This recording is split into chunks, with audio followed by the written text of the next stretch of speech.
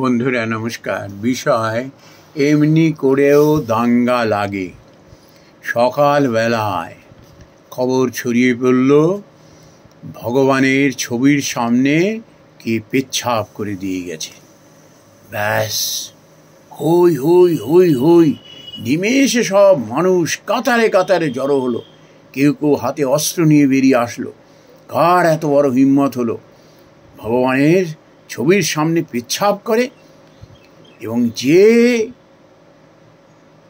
এটি প্রচার করে দিয়েছে তাকে আর পাওয়া যাচ্ছে না। সে ওই যে বলে দিয়ে বেরিয়ে গেছে, সে হাতে লাঠি নিয়ে তাকে খুঁজে বেড়াচ্ছে, কোথায় সে, কোথায় সে। আর এই মারমুখী চেহারা দেখে বাড়ির দরজা জানলা সমস্ত বন্ধ হয়ে যেতে লাগলো।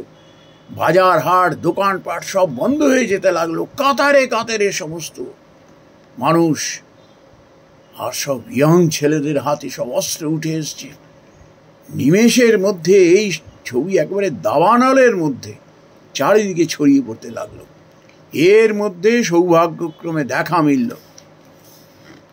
সেই মানুষটির, যে তখনও খুঁজে বেড়াচ্ছে কে ভগবানের ছবির সামনে পেচ্ছাপ করে দিয়ে গেছে। কার এত বড় হিম্মত হয়?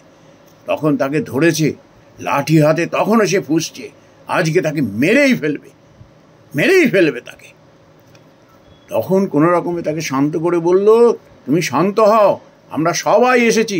কে সে বলো, কার এত বড় হিম্মত হয়েছে বলো।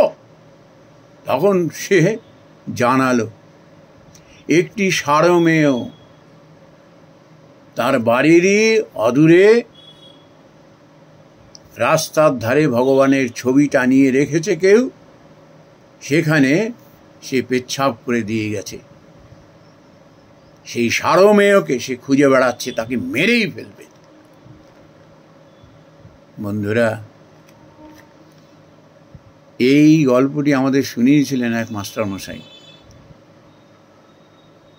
ওই কানে হাত দিয়ে না দেখে চিলে কান নিয়ে গেছে, সেই চিলের পেছনে উন্মত্ত হয়ে সব দৌড়চ্ছে।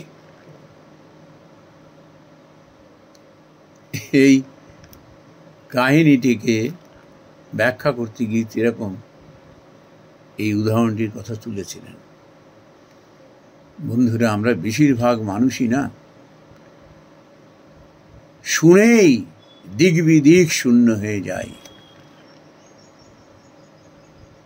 আমরা চিন্তা করে দেখি না, আমরা ভেবে দেখি না,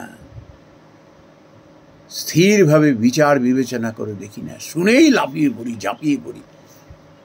আর এইটির সুযোগ নেয় কিছু স্বার্থান্বেষী মানুষ। তারা এই সুযোগে নিজেদের স্বার্থ সিদ্ধি করে আর শেষে এদেরই বলি চড়ায়।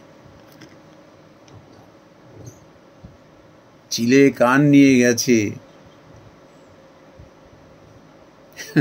এটি শুনেই ঝাঁপিয়ে না পড়ে কানে হাত দিয়ে প্রথমে দেখতে হয় সত্যি সত্যি কান নিয়ে গেছে কি চিলে। নমস্কার বন্ধুরা।